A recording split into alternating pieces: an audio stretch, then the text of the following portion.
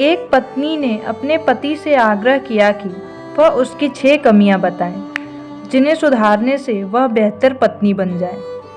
पति यह सुनकर हैरान रह गया और असमंजस की स्थिति में पड़ गया।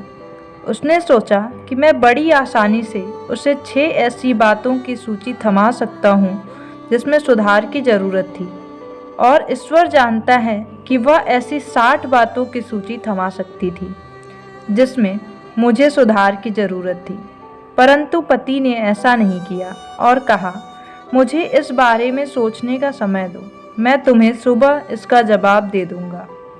पति अगली सुबह जल्दी ऑफिस गया और फूल वाले को फ़ोन करके उसने अपनी पत्नी के लिए 6 गुलाबों का तोहफा भिजवाने के लिए कहा, जिसके साथ यह चिट्ठी लगी हो, मुझे तुम्हारी 6 कमियां नहीं मालूम जिसमें सुधार की ज़रूरत है।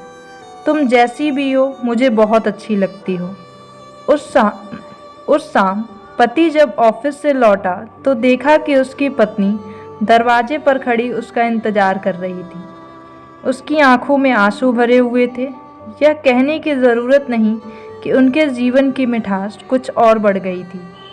पति इस बात पर बहुत खुश था कि पत्नी के आग्रह के बावजूद उसने उसकी 6 कमियों की सूची नहीं थमा दी थी। इसलिए यथासंभव जीवन में सराहना करने में कंजूसी न करें और आलोचना से बचें। अगर आपके हार जाने से रिश्ते में प्यार बढ़े तो हार जाना चाहिए।